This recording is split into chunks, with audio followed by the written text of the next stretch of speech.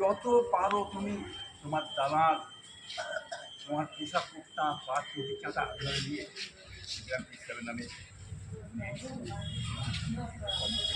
যত পারো বলে বেরিয়ে যাও। একটা পছন্দ রাখতে পারবে না সরকার, যেন আমাকে ভালো মতো আমি কোথাতে রেখি, আমি যেখানকার সেইখানেই আছি, আমাকে কেউ দাঁড়াতে পারছে না।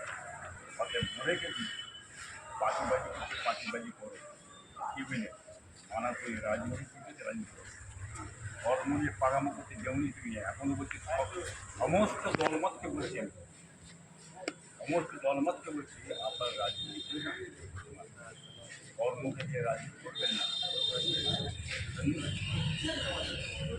ক্যান্সার মাহফিলে এরাজ মাহফিলে কোনো রকম কোনো পার্টি নেতা আরে বাড়ে যাবেন না, আরে বাড়ে যাবেন না। সব ভয়ঙ্কর ভিড় ঘটাবো বলে ইচ্ছা, ভয়ঙ্কর ভিড় ঘটাবো, তোমাদের ঘুমটা ছিনিয়ে দেবে বাংলার নাম।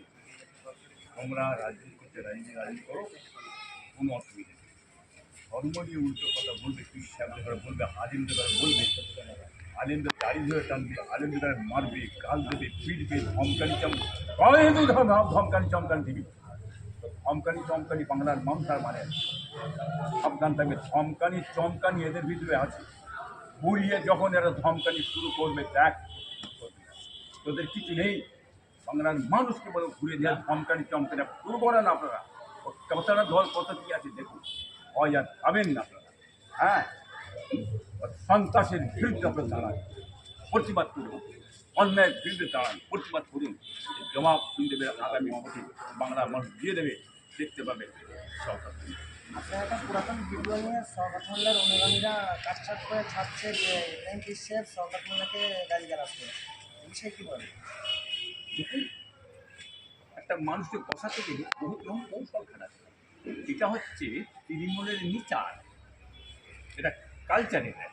এই কালচার থেকে তৃণমূলটা তৈরি হয়েছে, হাঁটা পাশে চেপে দেয়, কোথা কাজ কী আছে, কোথা মৌলানা, কোথা পেশিয়া, কী হচ্ছে না হচ্ছে। এরা আগে তো বলেছি আমি, এরা এই দুর্নাম বদনাম সে কী মেনে, এটা নতুন তো নয়, কি এটা বলেছি কথা বুঝলেন না। পথে ওই কোথাকারে কোন বছরের কি ক্রেডিট গলাটাকে নকল করে দিয়ে এইখানে জুড়ে দাও। শওকত মোল্লাকে গালাগালি আমি একটাও করেছি, প্রমাণ চ্যালেঞ্জ করলাম, চ্যালেঞ্জ করছি। মায়ের দুধ খেয়ে থাকি, শওকত মোল্লাকে গালাগালি করলে একটা থাকে আমার বক্তব্যটা কেটে দিয়েছিলেন, তারপর ওই বক্তব্য ঢুকে গেল, আর কোথায় গেল সে বক্তব্যটা ভুলে দেখ কি আছে না আছে। ওইরকম করে কি ইলেকট্রিশিয়ান বসানো যাবে? আরও যদি কিছু লাগাবার হয় লেগিয়ে দিবি, লেগিয়ে চেষ্টা কর বসাবার। একটা প্রথম শওকত মোল্লা তোর দলমত, তোর দালাল, সুশাসক তারা, হ্যাঁ, এরা আবার ক্ষমতা নেই, কি হেরে গেছে ওরা বুঝতে পেরেছি। দলমতের দেখাবার রাস্তা থাকবে না। অতএব তুই তো গাল দিচ্ছিস, গাল দিচ্ছিস শওকত মোল্লা, গাল দিচ্ছিস শওকত মোল্লা, আমারও শওকত মোল্লা একটা প্রমাণ করতে হবে, চ্যালেঞ্জ করছে।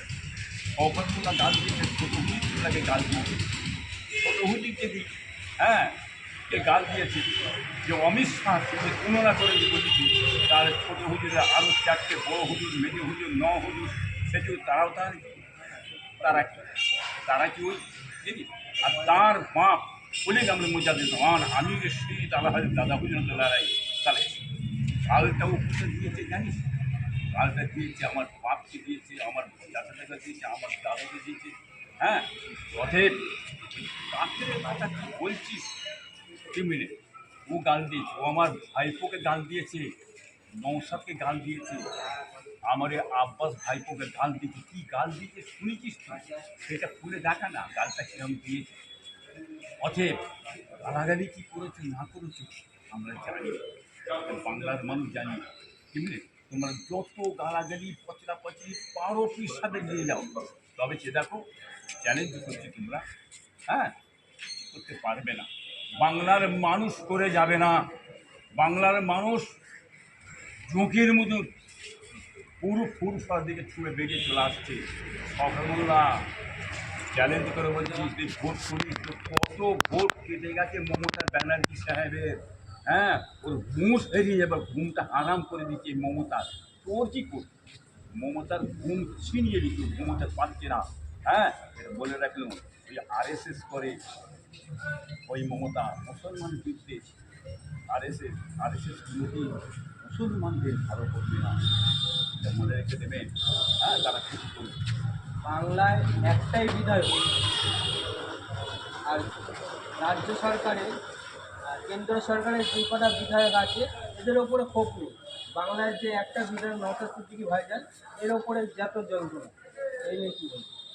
কিন্তু কথা হচ্ছে, একটা ভাইপো আমার রাজনীতি, এটা সকলেই জানে। আমার অন্য ভাইপোরা এটা তার রাজনীতি করে। দুটো বংশের মধ্যে দুটো ছেলে রাজনীতি করে, একটা ওই দলে গেছে, বুঝলেন, দলে মিশেছে। আর একটা হচ্ছে রাজনীতি করে আমার ভাইপো আব্বাস বলেন, আমরা বলেন, আর ভাইয়েরা বলেন, না সংগঠন চায়। কেউ RS জামাত সংগঠন, কেউ আইমা সংগঠন, কেউ মানে জমিতলামায় বাংলা আসাম, হ্যাঁ, কেউ আপনার সোশ্যাল ওয়েলফেয়ার ট্রাস্ট সংগঠন, ভাই অনেকে করে। যাই হোক, ভাইপো আমার রাজনীতি করে, এটা হচ্ছে আমার নওশাদ। জাতি ধর্ম বর্ণ নির্বিশেষে সকল মানুষকে নিয়ে চলে। হিন্দু মুসলমান বলে তার কাছে কোনো পার্থক্য নেই। সে সব দলমতকে নিয়ে চলে, সব দলমতকে নিয়ে চলতে চায়।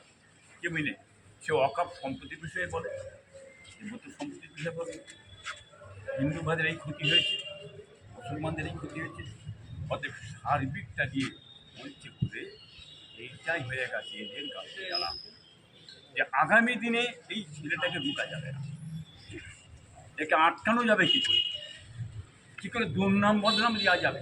দেখতে একটা মেয়ে ছেলেকে দিয়ে বদনাম দিচ্ছে, তো এরকম বদনাম তো আমাদেরও দিচ্ছে, আমারও দেবেই না, আরে কত দেবেই বলবে না, আমার দেবে না, এসব নিয়ে চালি না। আমি তো বলেছি কাল জানি কি মিনিট। অতএব পাহাড়ে সাগরে গ্রামে গ্রামে পাড়ায় পাড়ায় চারিদিকে চলছে। হ্যাঁ, আইএসএফ, পাহাড়ে আইএসএফ, সাগরে আইএসএফ, গ্রামে আইএসএফ, ডান দিকে আইএসএফ, বাম দিকে আইএসএফ, সামনে আইএসএফ, পিছনে আইএসএফ, হ্যাঁ, চারিদিকে আইএসএফ করছে। এখন এই শুনে এদের মাথা ঠিক থাকছে না, এরা আগুন বাগুন বলছে, গালাগালি করছে।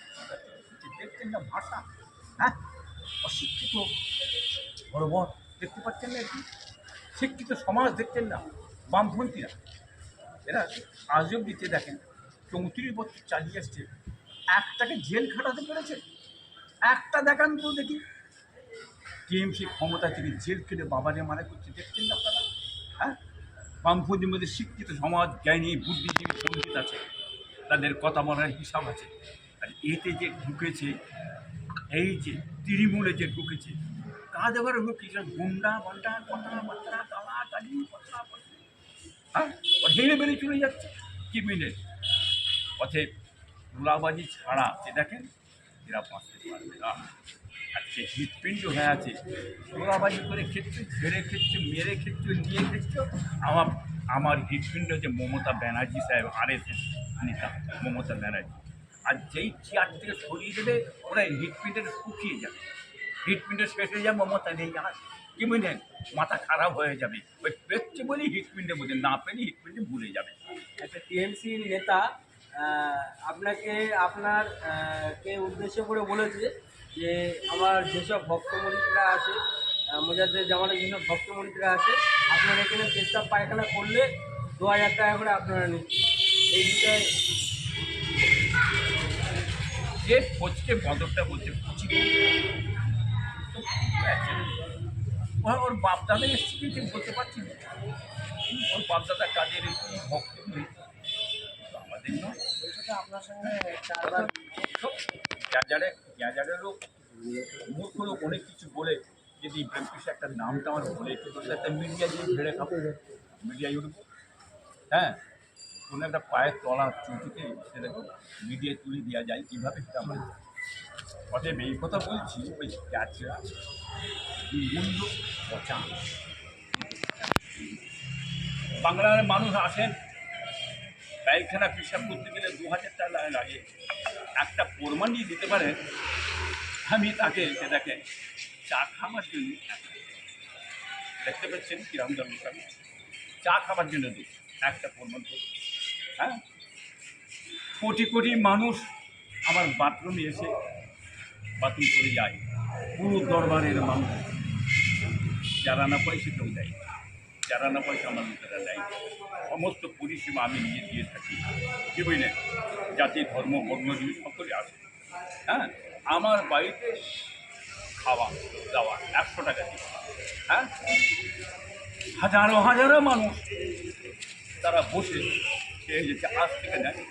এটা ছোটো করে আমাকে বলেছিলেন, দেখো এই লোকজন আসছে আমার দাদার আমাদের তাদের যতটুকুভাবে পরিষেবা দেবে, আর যদি নাও দিতে পারো এক গ্লাস পানি দেবে, এক গ্লাস পানি যদি না দিতে পারো মুখের হাসি মিষ্টিটা দেবে।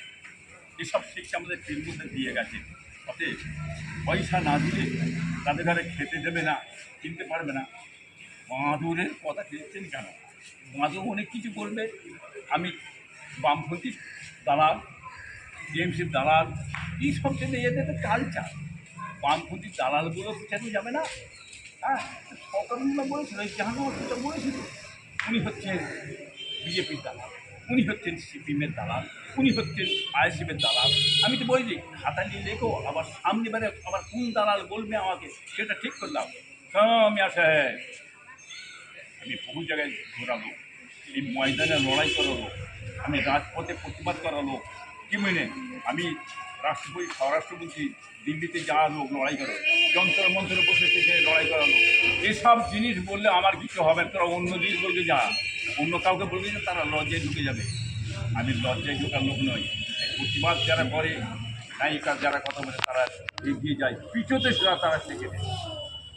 কি বুঝলে, তারা পিছতে কোনোদিন শেখে নেই। হ্যাঁ, প্রতিবাদ করে চলবে তারা। এই প্রতিবাদকে বন্ধ করার ক্ষমতা তোর আরএসএসের বড় নেতা কে, সেটা যে মমতা ব্যানার্জি সাহেব। হ্যাঁ, এই প্রতিবাদ বন্ধ করতে পারবে না, তোদের মধ্যে কেউ পারবে না।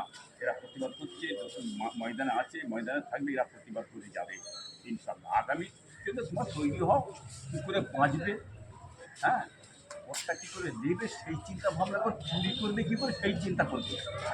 এবারে বিষয়ে পয়লা অগ্রহণ একটা দুয়ার মাহফিল আছে, কি ভাবছেন? পয়লা অগ্রহায়ণ